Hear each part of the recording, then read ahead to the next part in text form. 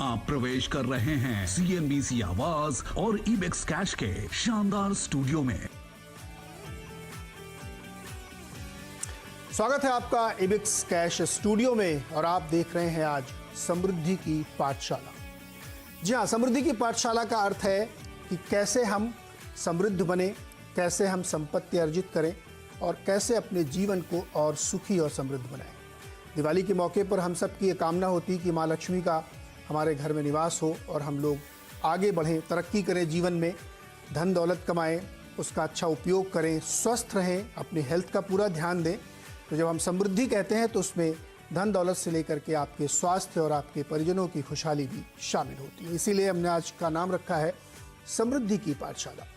इसमें हम आज ये सीखने वाले हैं, ये जानने वाले हैं, ये बातचीत करने वाले हैं कि कैसे हम समृद्ध बने, कैसे हम रिसोर्सफुल बने, कैसे हम धन अर्जित करें और उसका अपने जीवन में बेहतरी के लिए इस्तेमाल करें। हम लोग बाजार के जरिए ये तमाम उपक्रमों से पैसे कमाते हैं, लेकिन कई बार क्या होता है कि सिर्फ कमाने के चक्कर में उसको बढ़ाना भूल जाते हैं। हम ये भूल जाते हैं कि इस पैसे को कैसे और बढ़ाया जाए, कैसे अपने जीवन में समृद्धि लाई जाए। तो इसीलिए हमने सोचा कि दिवाली का मौका है, आपको इस बात की थोड़ी जानकारी देनी चाहिए, आपको उन लोगों से बातचीत करानी चाहिए जो इस काम को दशकों से कर रहे हैं, लोगों की मदद कर रहे हैं, लोगों को सिखा रहे हैं कि कैसे आप एक सिंपल इंटरेस्ट की लाइफ छोड़ करके कंपाउंडिंग इंटरेस्ट की लाइफ को समझें और अपने जीवन में उतारें।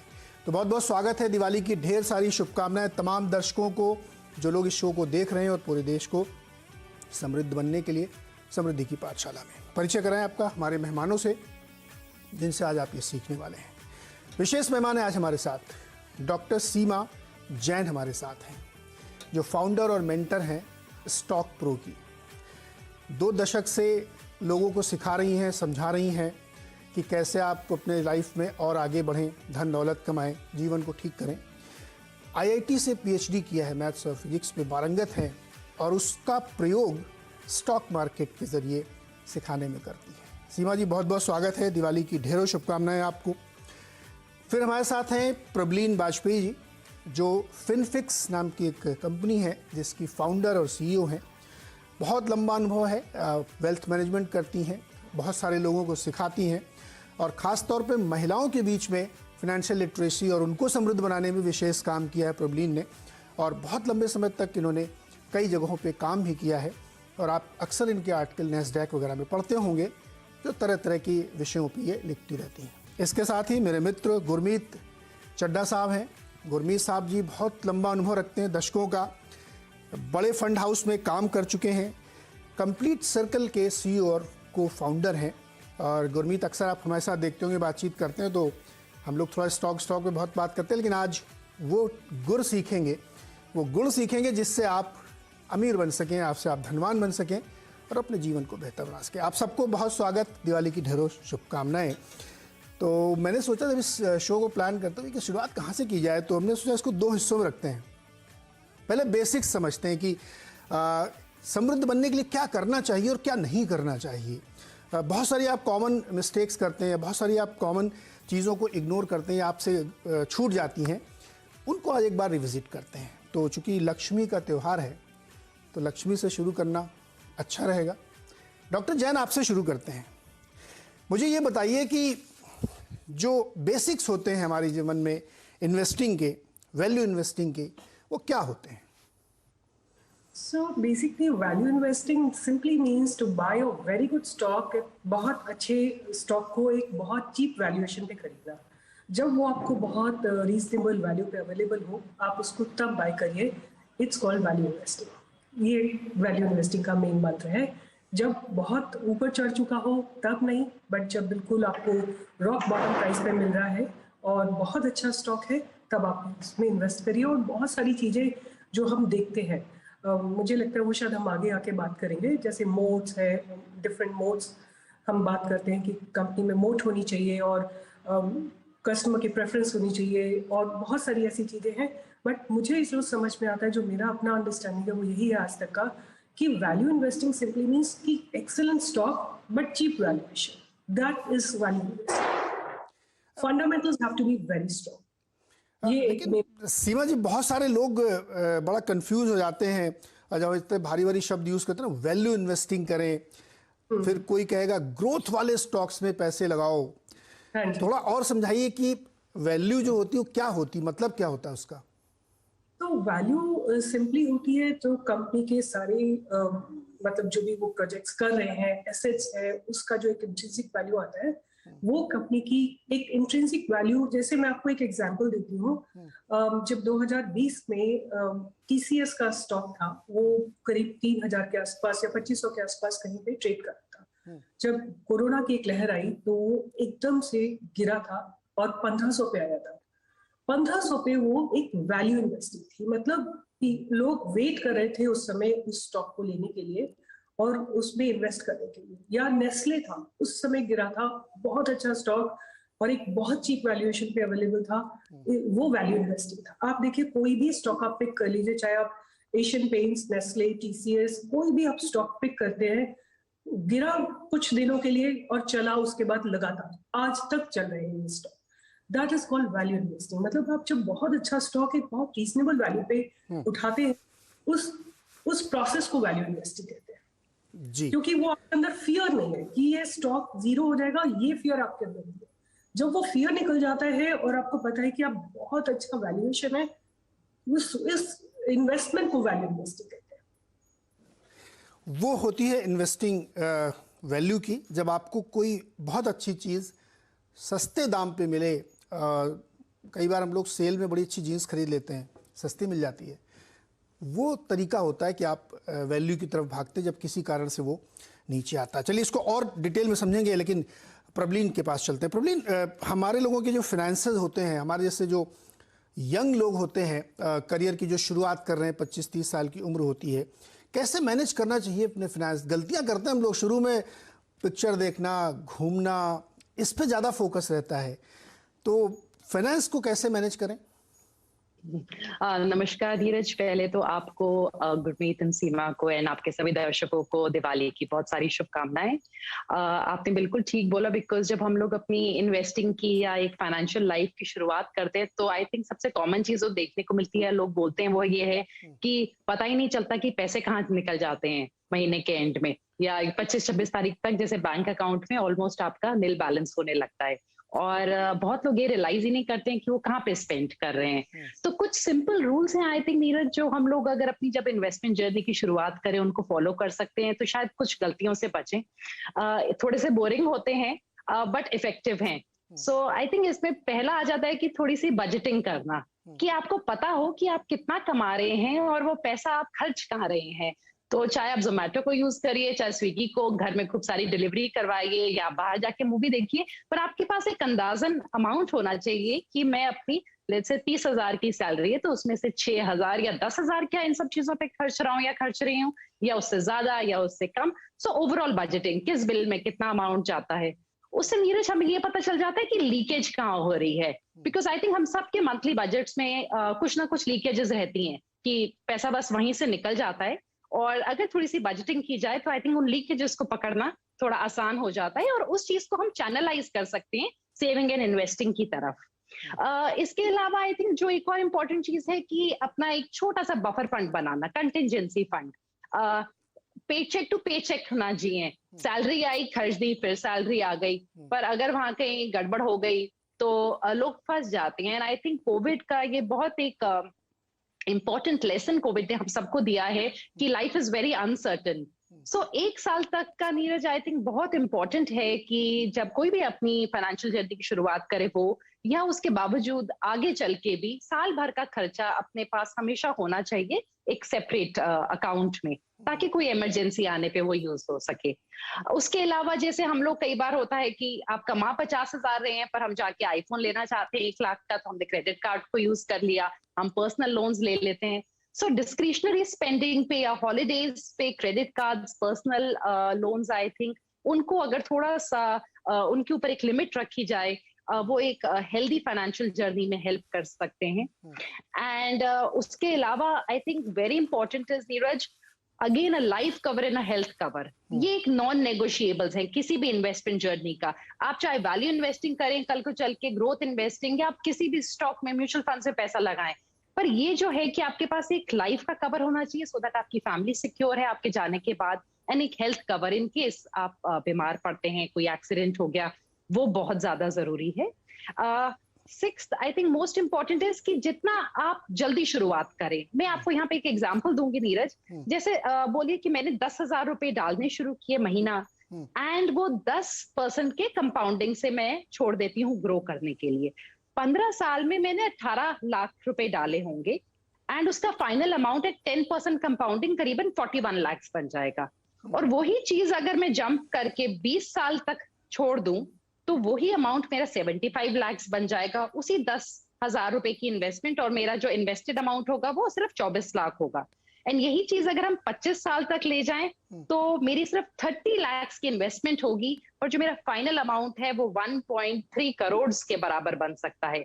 सो जितना आप अपने आप को वक्त दे सकते हैं, कंपाउंडिंग जो शुरुआत में आपने बात की कि सिंपल इंटरेस्ट से कंपाउंड इंटरेस्ट की तरफ जाना, एंड कंपाउंडिंग के लिए time is a very important element.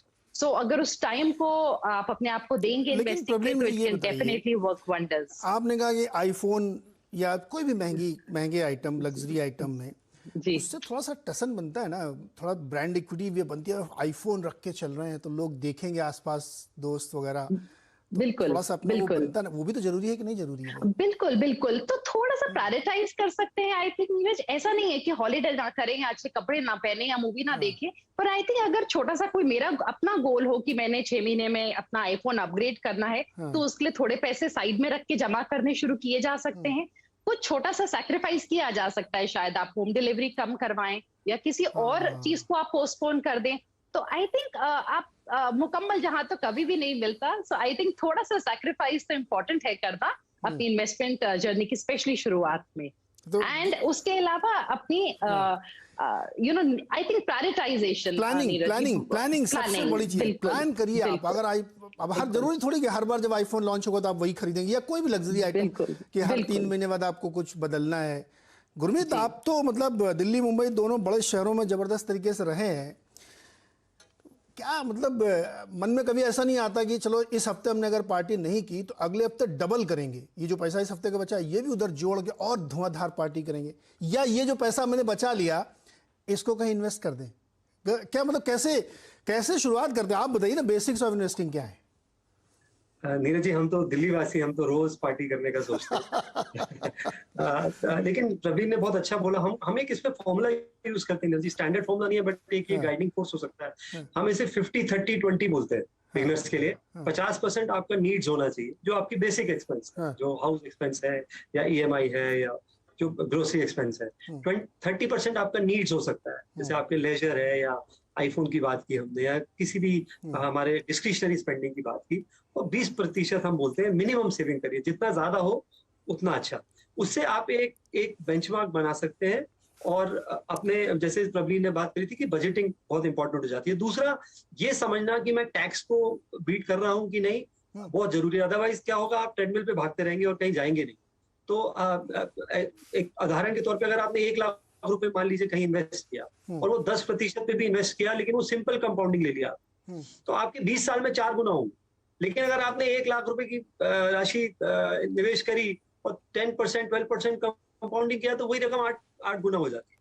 तो चक्रवर्ती ब्याज जो हम बोलते हैं हिंदी में, बहुत जरूरी है। तो इन्फ्लेशन को बीट करना, पैसे को कंपाउंड करना, आप उतनी ही राशि में बहुत बड़ा फर्क जो है पैदा कर सकते हैं लंबे अंतराल में।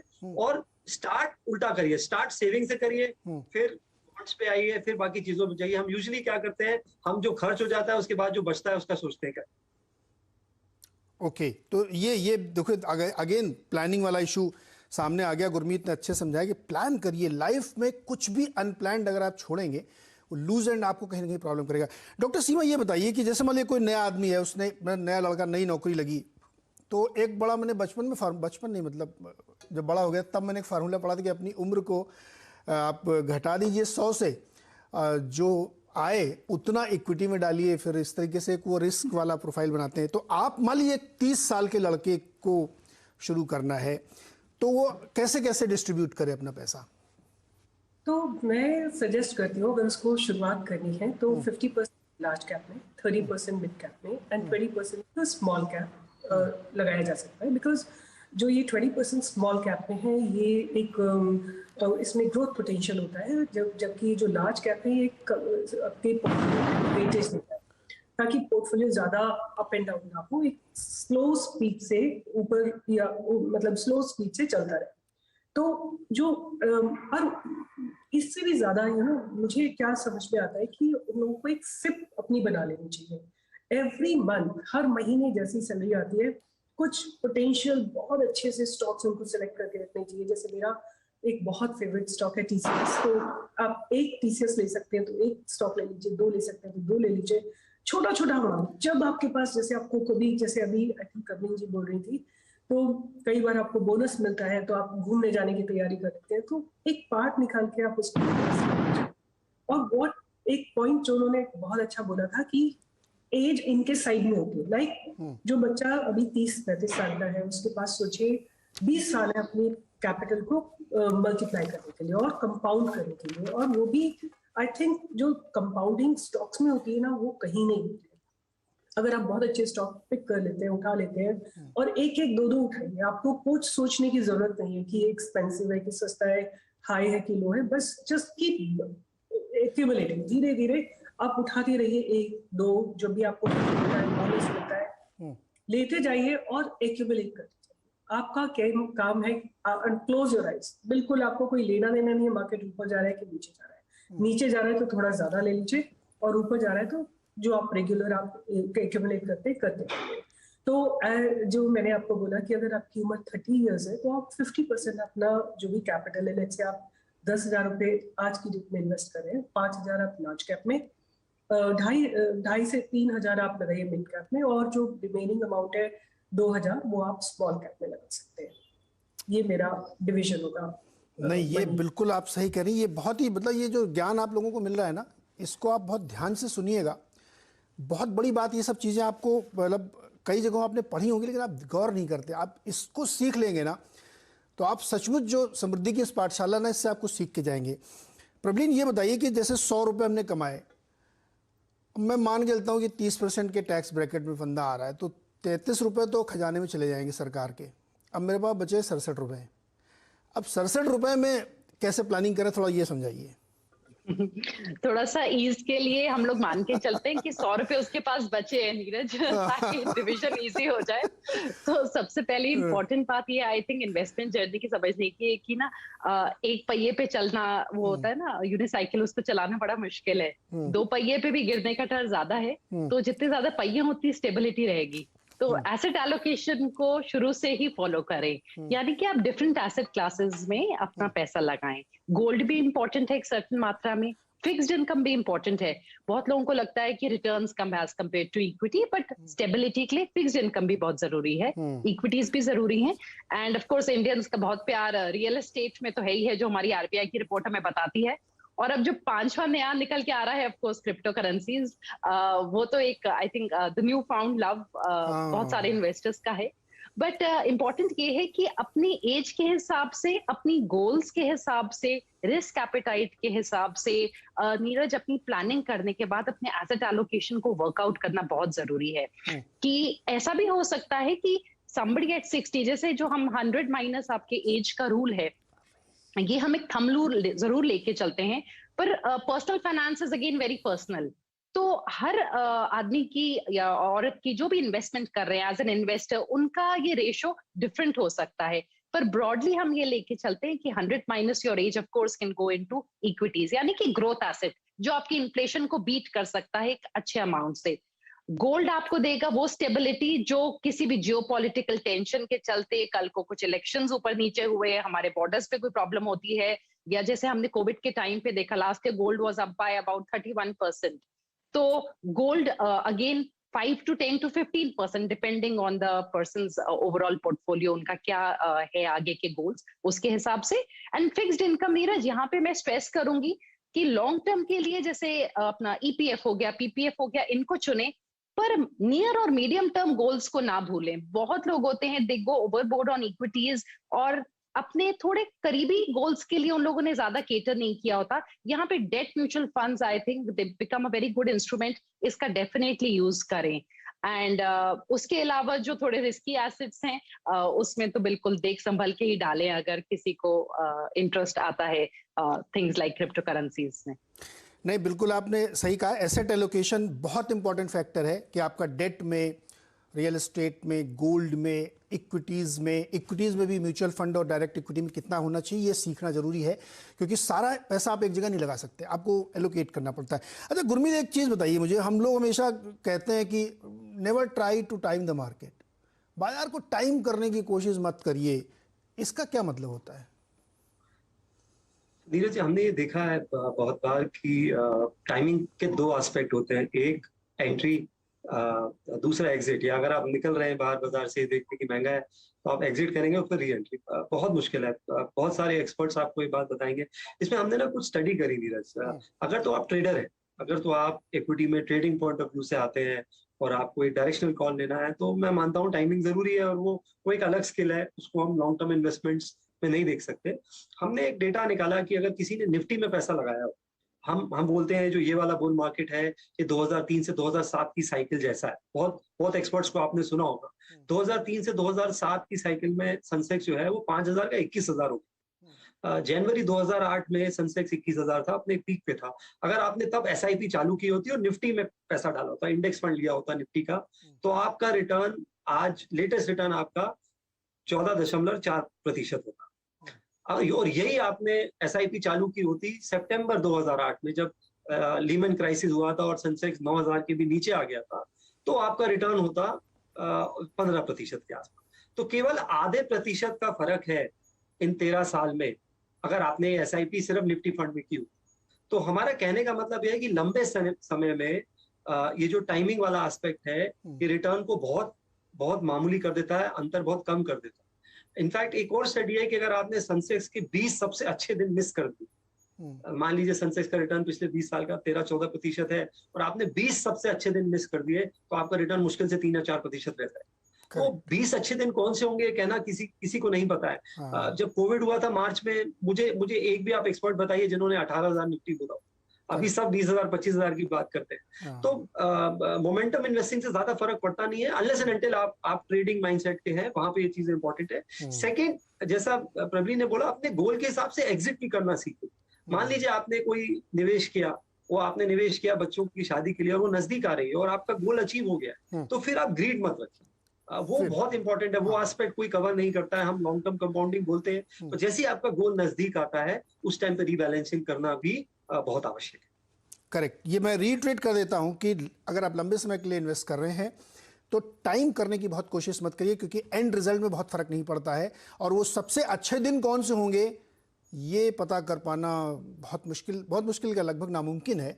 तो इसलिए आप लंबी इन्वेस्टिंग करते हैं तो आपको रिटर्न वही मिलता है। अभी आपके सामने 2 उदाहरण दिए गए। ऐसा ही मुझे एक उदाहरण याद आता है, अगर आप 25 साल का चार्ट देखें HUL का और ITC का, ऑलमोस्ट सेम रिटर्न है, जबकि आज बेचारा ITC कितने सालों से चल नहीं पा रहा, स्टिल रिटर्न आर सेम। तो ये तो बहुत बेसिक हम लोग समझा। अब थोड़ा सा और डीप में जाते हैं। डॉक्टर सीमा, आपने एक बीच में चर्चा की मोट वाले स्टॉक्स को पकड़ना चाहिए, ये क्या होता है मोट? तो मोट बेसिकली क्या होता है, ये आपके कॉम्पिटिटर से आपका सेफ्टी नेट होता है, और जैसे कि एंट्री बैरियर, जिस कंपनी में, जिस स्टॉक में एंट्री बैरियर बहुत स्ट्रांग हो, उस कंपनी को हमको सिलेक्ट करना चाहिए। जिसमें जितना वाइड और डीप मोट होगा, उतनी आपकी कंपनी और आपका शेयर जो है वो प्रोटेक्टेड होगा, और monopoly, you can say, can be a monopoly. So for example, जैसे हम बात करते हैं कि मोट का मतलब एग्जैक्टली अगर हम समझना चाहें तो क्या होता है, तो basically it can be infrastructure, कि बहुत स्ट्रॉन्ग कंपनी का इंफ्रास्ट्रक्चर हो, या कंपनी का बहुत स्ट्रॉन्ग स्किल लेवल बहुत ज्यादा हाई हो, या बहुत ही निश सेगमेंट में काम करते हो जो कि और आम आदमी उसमें नहीं आ सकता है। इस तरह का जो भी कोई एक सिनेरियो बनता है उसको हम बोलते हैं competitive edge. And then we have एक बहुत स्ट्रॉन्ग जो मोट होता है, वो होता है कस्टमर्स प्रेफरेंस। जब कोई कस्टमर एक किसी भी चीज को नाम के साथ कनेक्ट करता है, फॉर एग्जांपल अगर कोई एक पर्टिकुलर न्यूज़पेपर पढ़ना पसंद करता हो, या एक पर्टिकुलर टूथपेस्ट यूज करना शुरू करता हो, या फिर एक पर्टिकुलर मैगी, जैसे बोलते हैं लोग नूडल्स को, नूडल नहीं बोलते, मैगी बोलते हैं, या अगर आप पिज्जा खाना हो तो सिंपली से डोमिनोज। व्हेन आप इस तरह से ब्रांड के साथ एसोसिएट करते हैं तो ये एक बहुत स्ट्रॉन्ग मोट होता है, क्योंकि लोगों की चॉइस बदलना बहुत मुश्किल है। अगर लोग एक पर्टिकुलर ब्रांड के साथ अगर अटैच हो जाते हैं तो उनका चेंज करने के लिए आपको बहुत स्ट्रॉन्ग अपनी ब्रांडिंग करनी पड़ती है। तो कस्टमर की प्रेफरेंस आपको बताओ, जैसे जिलेट रेजर होता है, बहुत लोग यूज करते हैं और उसको चेंज करना बड़ा मुश्किल काम है। और थर्ड जो एक मोट होता है वो होता है मार्केट लिमिटेशन। तो मार्केट लिमिटेशन होती है गवर्नमेंट पॉलिसीज की वजह से, या कोई भी रूल्स आ जाते हैं, रेगुलेशन आ जाते हैं। जैसे पीछे पोल्यूशन के बारे में एक रेगुलेशन आया था, या जैसे अगर हम बात करें तो टेलीकम्युनिकेशन में अगर हम बात करते हैं तो स्पेक्ट्रम होता है, जैसे उसका ऑक्शन होता है और वो ऑक्शन बहुत एक्सपेंसिव होता है, लाइक इट्स वेरी वेरी बहुत ज्यादा उसके लिए एक कैपिटल चाहिए होती है। तो ये सारे लिमिटेशन होते हैं और ये मोट क्रिएट करते हैं। तो मोट का मतलब ये है कि अगर आपको बहुत अच्छे से समझना है कि उस कंपनी का मार्केट शेयर कितना है, प्रॉफिटेबिलिटी, ये सब जो है मोट में आता है। कुछ जैसे अगर आपको अगर कुछ शेयर्स ऐसे जानने हैं, जैसे हम लोग जिस भी किसी स्टॉक को अगर हम उस ब्रांड के नाम से जानते हैं, फॉर एग्जांपल हम बाटा, चप्पल का नाम आते ही बाटा बोलते हैं, या हम कॉफी का नाम लेते हैं हमको नेस्ले याद आता है, या हम पिज्जा की बात करते हैं तो हमको डुबियन। इसका मतलब वो कंपनीज बहुत स्ट्रॉन्ग मोट के साथ है, बिकॉज कस्टमर्स उनके साथ है।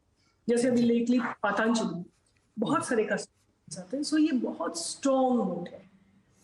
मोट एक्चुअली बहुत ही स्ट्रॉन्ग थ्योरी है ये, और इसको भी डॉक्टर जैन ने बहुत अच्छे से समझाया कि जब आपके ज़ुबान पे कोई चीज़ चढ़ जाए और आपको नूडल्स का मतलब मैगी समझ में आने लगे, डिटर्जेंट का मतलब सर्फ समझ में आने लगे, उसको कहते हैं मोट। और एक बात बड़ी अच्छी मैंने भी पढ़ी कुछ दिन पहले कि टेस्ट अगर आपका ज़ुबान पे जो चढ़ गया ना, वो बहुत मुश्किल से निकलता है। बड़ी फूड कंपनियों के लिए बहुत जद्दोजहद करनी पड़ती है उस टेस्ट को चेंज करने के लिए। वो 21 दिन वाला फार्मूला भी यहाँ काम नहीं करता है कि आप 21 दिन पिज़्ज़ा नहीं खाओगे तो टेस्ट भूल जाओगे। ये जो मोट क्रिएट होता है, ये एक्चुअली उस इन्वेस्टमेंट को, उस कंपनी को हाईस पे ले जाता है। मुझे यहाँ पे छोटा सा ब्रेक लेना, ब्रेक से लौट के आके प्रबलीन से पूछेंगे कि अब तो बहुत हमने सीख लिया कि कैसे क्या करना है। अगर 2-3 बढ़िया फंड बताएं, गुरमीत से कि 2-3 नए डिसरप्टिव आइडियाज़ जो इस समय चल रहे हैं वो बताएं, और जैन साहब से पूछेंगे कि उनके हिसाब से बेस्ट मोटेड कंपनी कौन सी है जिस पे वो हमारे दर्शकों को सुझाएंगी कि इस पे उनको देखना चाहिए। छोटा सा ब्रेक, लौट के अभी आते हैं।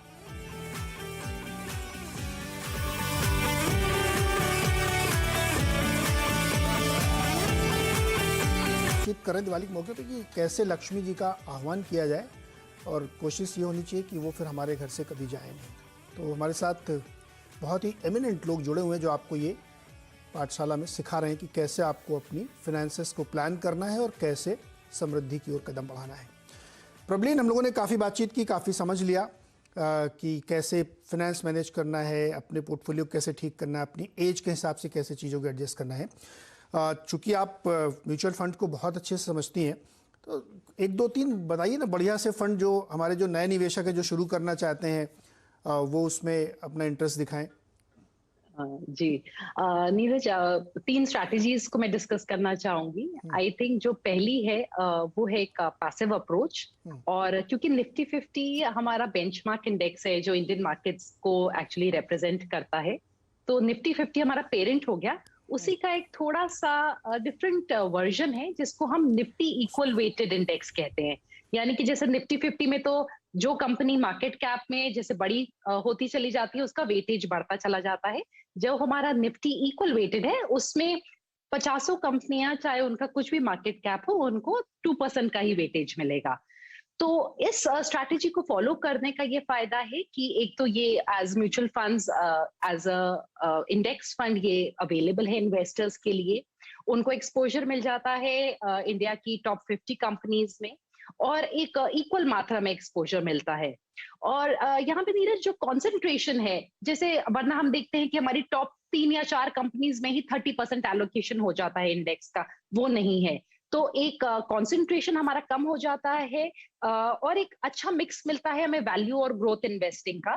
एंड ये इंडेक्स मुझे लगता है as a new investor also कोई पिक कर सकता है। It's a very simple approach, and अगर किसी का active and passive already allocation है, तो उसके हिसाब से भी मुझे लगता है कि ये स्ट्रैटेजी अच्छा सूट करती है, क्योंकि किसी भी एक्टिव फंड में भी जो टॉप की 5-7 कंपनियां हैं उनका डिसेंट एलोकेशन होता है लिक्विडिटी मेंटेन करने के लिए, इवन एक मिड कैप फंड में या एक फ्लेक्सी कैप फंड में।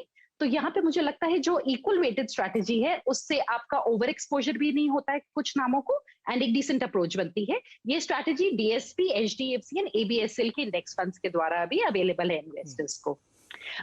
सेकंड जो है नीरज, मैं डिस्कस करना चाहूंगी ग्लोबल इन्वेस्टिंग। जो हमने बात की कि जो आपका इक्विटी कंपोनेंट है उसका मुझे लगता है कि कुछ प्रपोर्शन इंडिया के बाहर भी होना चाहिए।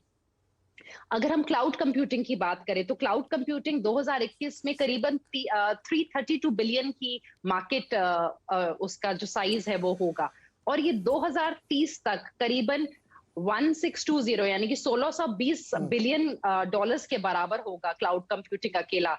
एंड इंडिया में अभी इनफ कंपनीज नहीं है जो हमें इस टाइप का एक्सपोजर दे पाए। उसके अलावा इलेक्ट्रिक व्हीकल्स हो गए, ऑगमेंटेड एंड वर्चुअल रियलिटी हो गया, जो नेक्स्ट 5 इयर्स में हम शायद देखेंगे कि वो एक 47% के कंपाउंड रेट पे बढ़ेगी। तो इस टाइप की companies and I think technology का आने वाले 10 से 15 साल में बहुत रोल होगा overall. So I think US based index में यहाँ पे एक सजेशन दूंगी, नास्डैक 100 को ले सकते हैं। अगेन सिंपल स्ट्रैटेजी है, 3-4 फंड हाउसेस हैं जो इसका एक्सपोजर प्रोवाइड करते हैं, मोतीलाल, कोटक, आईसीआईसीआई, और आने वाले दिनों में कुछ और भी होंगे। एंड नास्डैक 100 एक तो यूएस की top companies, it's the home to top companies in the US like Tesla, Apple, और इसने पिछले 10 साल में S&P 500 को 86% टाइम्स बीट किया है अगर हम इसको 10 ईयर के मंथली रोलिंग बेसिस रिटर्न्स पे देखें। सो आई थिंक ये एक अच्छी स्ट्रैटेजी हो सकती है। Just a word of caution Neeraj यहाँ पे, क्योंकि पिछले रिटर्न्स बहुत ज्यादा अच्छे दिख रहे हैं, तो थोड़ा सा रियलिस्टिक एक्सपेक्टेशंस के साथ ही इन्वेस्टर्स यहाँ पैसा लगाएं। एंड बिकॉज वो सेम जो एकदम 40% रिटर्न्स है, 50% रिटर्न्स है पिछले 1 साल के, वो शायद रेप्लिकेट नहीं हो पाएंगे। तो एक रियलिस्टिक एक्सपेक्टेशंस के साथ, पर हमें रुपी डेप्रिसिएशन का फायदा मिलता है हमारे इन्वेस्टर्स को, बिकॉज रुपी INR के USD के अगेंस्ट डेप्रिशिएट सालाना 3 से 4% होता रहा है, एंड पिछले 10 सालों में सिर्फ 2 साल में अप्रिशिएट हुआ है। सो बहुत सारा जो हमारा डाइवर्सिफिकेशन बेनिफिट के पॉइंट ऑफ व्यू से I think it makes decent logic कि इंडिया के बाहर पैसा लगाया जाए। And the third strategy Neeraj which I have in mind is वो इन्वेस्टर्स जो थोड़ा सा कंजर्वेटिव जाना चाहते हैं पर ब्रॉडली इक्विटी में ही पैसा रखना चाहते हैं, उनके लिए एग्रेसिव हाइब्रिड कैटेगरी वो चुन सकते हैं, जहां पे सेबी की गाइडलाइंस के हिसाब से 65 to 80% पैसा उनको इक्विटीज में रखना है, एंड बाकी 20 to 35% debt and money market instruments में हो सकता है। तो यहाँ पे नीरज थोड़ा सा फंड मैनेजर का अगर उनका अच्छा है मैनेज करने का तरीका, तो जो डाउनसाइड रिस्क है उसको थोड़ा सा कम किया जा सकता है अगर हम कोई शार्प करेक्शन देखें। I think some of the good funds from this category, Mirae का अच्छा है, कैनरा रोबेको का, SBI का, सो यहाँ पे इन्वेस्टर्स देख सकते हैं। तो ये 3 ब्रॉडली मेरी पसंद है, जिनमें से 2 पैसिव अप्रोच है और एक एक्टिव अप्रोच है। तो 3 बेहतरीन स्ट्रेटजीज, और उन स्ट्रेटजीज के अंदर आपके पास फंड हाउसेस के नाम भी आपके सामने स्क्रीन पे हैं, आप इनको देख सकते हैं। और जो नैस्डैक वाला है वो तो बहुत इंटरेस्टिंग, उसमें करेंसी का भी फ़ायदा मिलता है और ग्रोथ का भी वहाँ पे फ़ायदा मिलता है। गुरमीत जी, बहुत डिसरप्शन हो रहा है भाई, बहुत नई नई थीम्स निकल के आ रही हैं, और हम लोग रोज़ पढ़ते हैं चाइना +1 हो गया, फिर वो EV आ गई, फिर वो टेक्नोलॉजी डिसरप्शन आ गया, बड़ा कंफ्यूज हो जाते हैं। 2-3 बढ़िया आइडिया बताइए ना हम लोग दर्शकों को थीम की, इस थीम को आपको ध्यान में रखना है। तो नीरज, अगर आप रोजमर्रा में अगर आप थोड़ा सा अपना ऑब्जर्वेशन करेंगे तो इतना डिफिकल्ट नहीं है। हम इन्वेस्टिंग को जार्गन्स यूज करके बहुत कॉम्प्लेक्स बना देते हैं, इतना कॉम्प्लेक्स है नहीं। आपने एनर्जी की बात करी, मुझे लगता है कि ये इस दशक में सबसे डिस्ट्रप्टिव थीम एनर्जी होने वाली है। इसमें इलेक्ट्रिक EVs है, सोलर एनर्जी है, रिलायंस हाइड्रोजन पे बहुत बेट कर रहा है, फिर इथेनॉल स्टोरी है, तो काफी एनर्जी मिक्स बहुत चेंज होने वाला है। हम $160 बिलियन का ऑयल और गैस इंपोर्ट करते हैं, ये नंबर बदलेगा।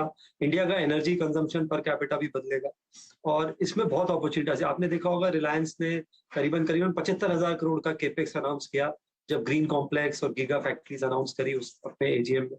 पीछे उन्होंने स्टर्लिंग एंड विल्सन एक्विजिशन किया, REC में एक्विजिशन किया। REC सोलर पैनल बनाता है, उन्होंने एक बाहर की कंपनी में निवेश किया, एम्बरी जिसका नाम है, जो स्टोरेज में है।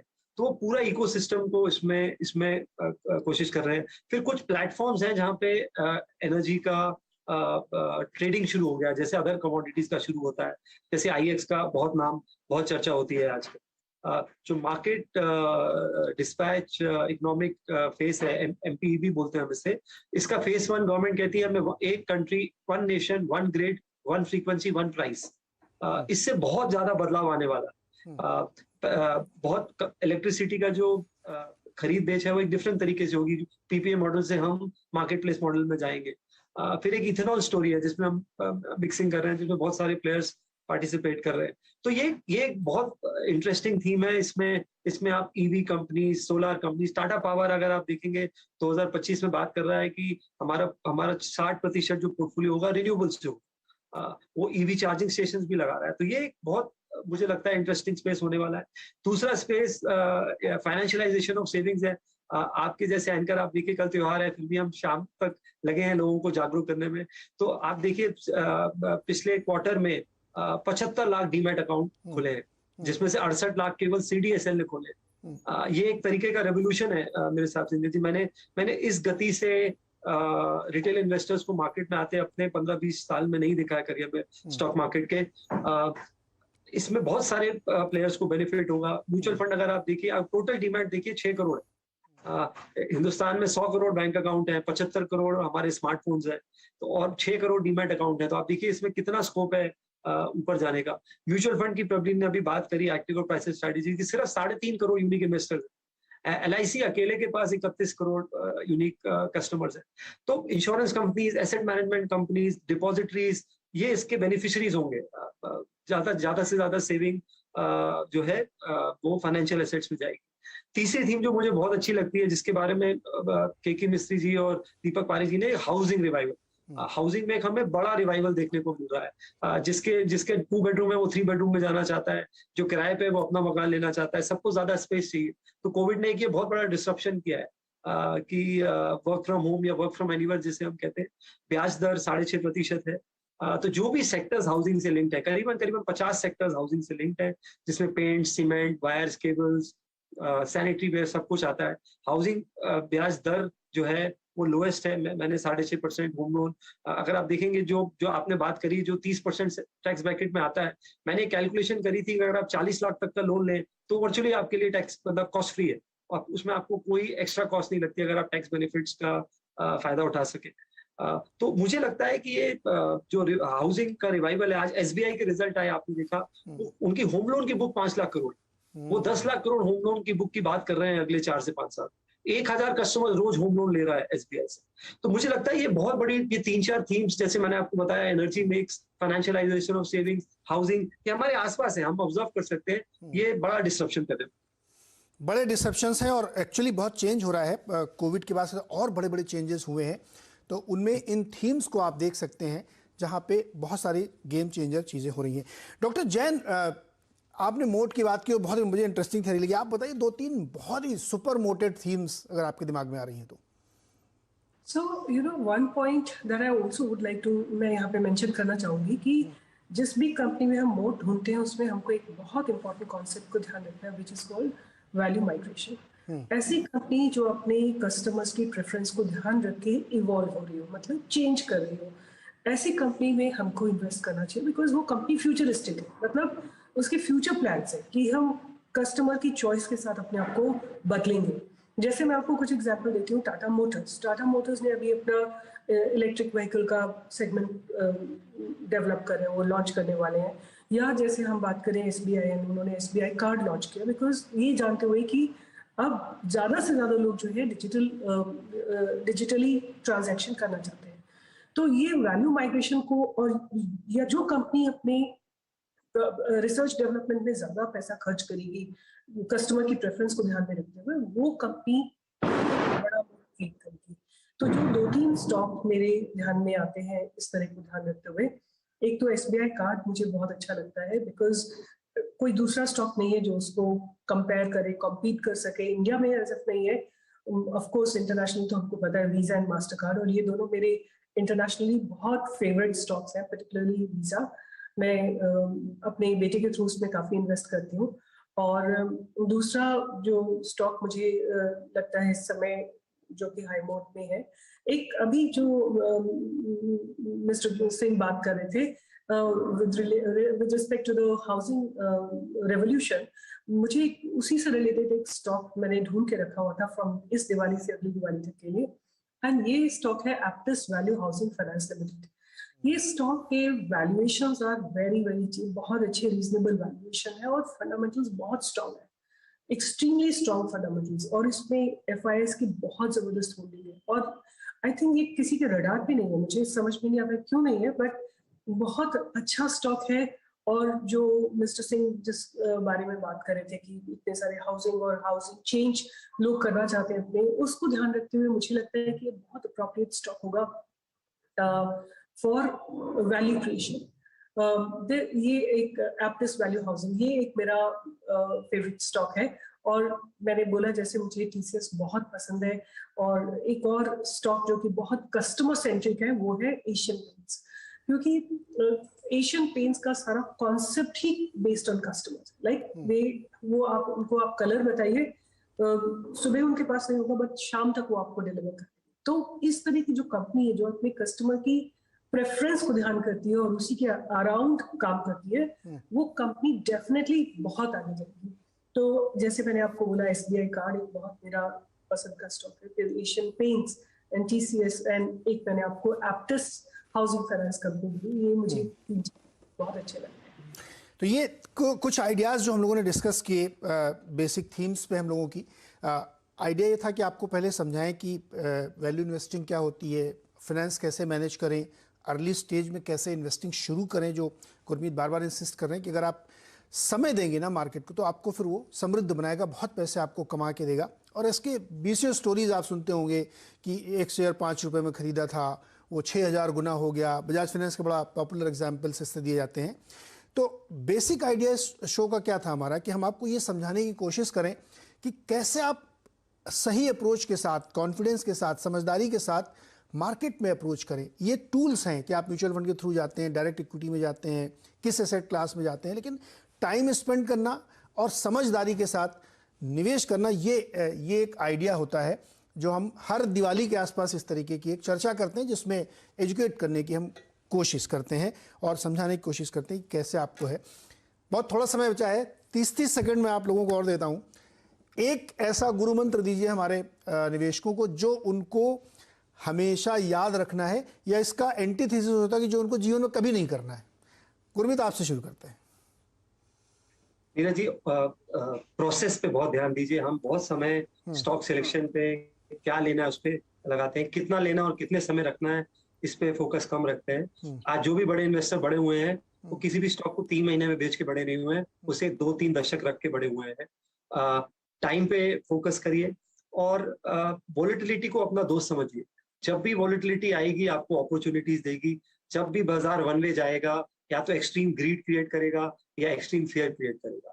तो वॉलेटिलिटी को वेलकम करिए। वॉलेटिलिटी था जब इन्फोसिस 500 रुपए का था, वॉलेटिलिटी था जब आपको डीवीएस लैबोरेटरीज 2000 का मिलता था, वॉलेटिलिटी था, आपने बजाज फाइनेंस की बात करी 1800 में था कोविड पीरियड में। तो वॉलेटिलिटी, अच्छी कंपनीज अगर पेन पीरियड में जा रही हैं तो वो एक अपॉर्चुनिटी है। बिजनेस ओनर अपने बिजनेस को बंद नहीं करता है। जब शेयर होल्डर बनते हैं तो आप एक तरीके से बिजनेस ओनर है। बिजनेस ओनर की तरह सोचिए, टेनेंट की तरह मत सोचिए।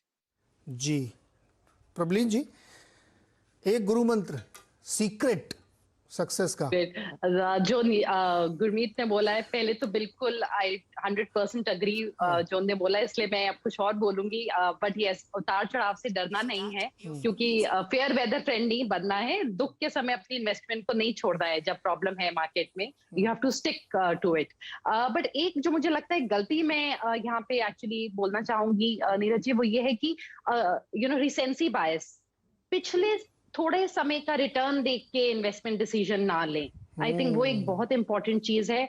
इन्वेस्टमेंट डिसीजन के लिए आप नॉइज को भूल जाइए, अर्जुन की तरह वो मछली की आंख पे फोकस। आप अपने गोल्स को पूरा करने जा रहे हैं, आप अपने पड़ोसी से नहीं कम्पीट करने जा रहे हैं। तो आप पुराने रिटर्न्स, दूसरे का क्या पोर्टफोलियो चल रहा है, उसको देख के बिल्कुल ना चले। You have to focus what is good for your own goals, चाहे वो इक्विटीज के थ्रू हो, फिक्स्ड इनकम के थ्रू हो, वो ही चुने जो आपकी एसेट एलोकेशन, आपके गोल्स आपको उनको फुलफिल करने में हेल्प करे। सो आई थिंक आप नॉइज को अवॉइड करें और अपने पर्सनल फाइनेंसेस पर्सनल, आप अपनी गति से अपनी इन्वेस्टमेंट जर्नी करिए। मतलब कम से कम मार्केट में दिल से नहीं, दिमाग से फैसले लें। जी जी, मार्केट में दिमाग का इस्तेमाल ज़रूर ज़्यादा से ज़्यादा करना चाहिए, क्योंकि वो गट फीलिंग है, उन्होंने ऐसा कहा है, अभी तो ये चलना शुरू हुआ है। प्लीज़, इस शो का मकसद ये है कि आप पढ़ें, समझें, खुद भी एनालाइज करें। हम लोगों की मदद ले, हम लोग शोज़ करते हैं, बिजनेस एनालिसिस करें, तब आपका पैसा बनेगा। डॉक्टर जैन, ये बताइए, गणित और फिजिक्स कैसे मदद करती है इस इन्वेस्टिंग में? आपने तो इसमें पीएचडी भी कर रखी है। यस, तो सबसे पहले तो मैं ये बोलना चाहती हूँ कि मैं मतलब मैं बहुत ज़्यादा इंडिया के ऊपर बुलिश हूँ, बिकॉज मुझे ऐसा लगता है जो लास्ट 5-10 ईयर्स में जो रिफॉर्म्स हुए हैं वो बहुत इंडिया सपोर्टिव है, मतलब इंडिया के रिफॉर्मेशन के लिए बहुत सपोर्टिव है। तो मैं बहुत ज़्यादा इंडिया के ऊपर बुलिश हूँ, और मैं वैसे ही बुलिश होंगी। और मैथ्स एंड साइंस का, फिजिक्स का ये है कि I sometimes do momentum investing, contrary to what other two investors were saying, but मैं कई बार प्रेफर करती हूँ कि momentum investing, जैसे मिस्टर गुरप्रीत बोल रहे थे कि volatility is your friend, so when volatility बहुत ज़्यादा होती है तो आपको बहुत अपॉर्चुनिटी मिलती है, और आप कई बार जो महीनों का जो आप बोल रहे थे ना कि सेंसेक्स में 20 ऐसे दिन होते हैं, तो जो मेरा स्टाइल ऑफ ट्रेडिंग है उसमें वो मैं कई बार आइडेंटिफाई कर पाती हूँ कि वो कब मोमेंटम आ रहा है स्टॉक में। तो प्रेफर करती हूँ कई बार मोमेंटम इन्वेस्टिंग, बट कुछ स्टॉक्स ऐसे हैं जिनको कि मैं लेके और भूल जाना चाहती हूँ, जो मैंने आपको नाम गिनाए थे कि टीसीएस है, नेस्ले, एशियन पेंट्स है, इनको मैं कभी भी छूना नहीं चाहती हूँ। ये मैं अपने बच्चों के लिए या ग्रैंडचिल्ड्रन के लिए छोड़ूंगी। तो मेरा जो एक मंत्र है वो यही कि अच्छे स्टॉक्स में कभी भी आपको डरने की जरूरत नहीं है। जब नीचे गिरता है जो वैल्यूएशन, और उनको छेड़ने की जरूरत नहीं है, और एक्यूमुलेट करिए और अपनी और मतलब वेट करिए, बिकॉज अगर आपके 2-3-4 स्टॉक्स है जो आपके फेवरेट है, आप उनको हमेशा देखते रहोगे मंथ ऑन मंथ बेसिस, तो आपको उनकी चाल पता रहेगी और पता है कि अभी गिरने वाला है, आप एक्यूमुलेट करिए। जैसे अभी टीसीएस पीछे दिनों गिरा है काफी, तो मैंने उसको एक्यूमुलेट किया बिकॉज मुझे पता है कि ये वैल्यूएशन अब दोबारा नहीं है। तो बेसिकली आइडिया ये है कि आप समझदार बने रहें और चीज़ों को समझते रहें। हम लोग इसकी मदद आपकी हमेशा करते हैं, और एक अच्छे इन्वेस्टर जो आप बनेंगे तो आप पैसे कमाएंगे। इसीलिए 2 सेंट्स फ्रॉम माय साइड कि आज आप पैसे के लिए काम करेंगे तो कल पैसे आपके लिए काम करेंगे, जिसको अंग्रेजी में कहते हैं late money work for you. तो अगर आप चाहते हैं कि आप ज़िंदगी भर काम ना करें, आपके पैसे आपके लिए मेहनत करें, तो ये शो सिर्फ आपके लिए है। ज़रूर देखिएगा। दिवाली की बहुत शुभकामनाएं आपको। आप तरक्की करें, समृद्ध बने, यही हमारी कामना है। बहुत बहुत शुक्रिया हमारे साथ जुड़ने के लिए।